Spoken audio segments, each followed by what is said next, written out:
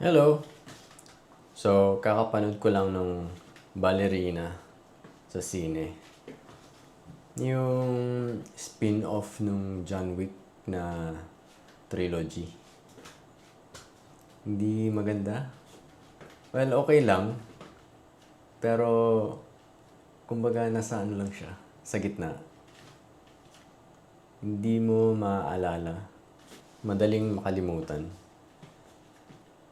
Okay yung action. Intense. Parang John Wick ang action. Ganung level. Pero ang story,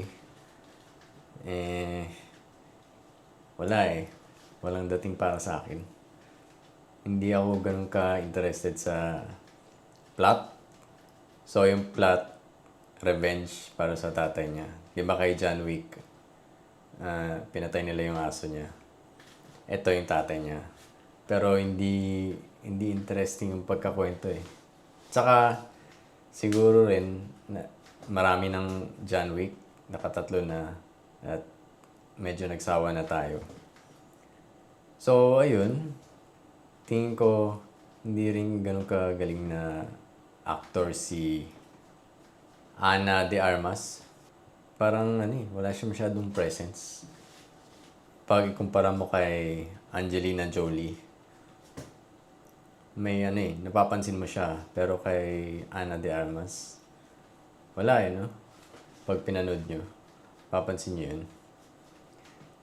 So, nagpakita si John Wick dun, si Keanu Reeves. Nung nag-appear siya,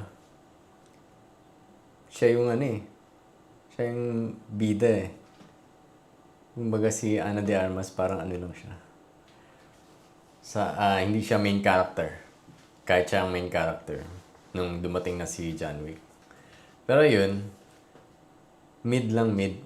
Kung isuscore ko ang Ballerina, 6 out of 10. Hindi ko mararecommend panoorin sa sine.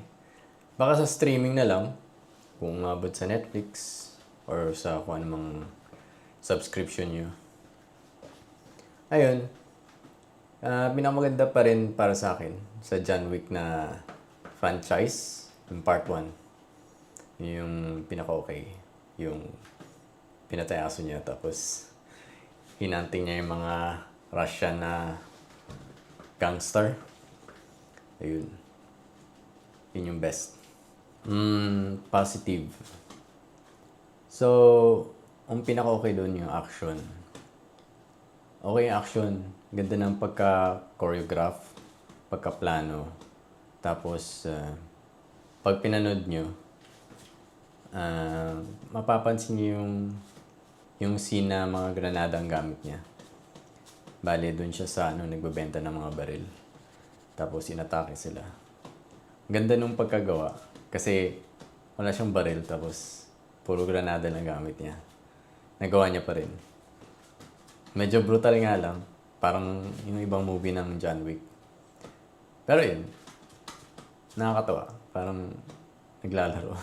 Nakakatawa. Yung mga naisip nilang mga ganong idea paano lumaban. Granada lang. Napanood niyo ba ang movie?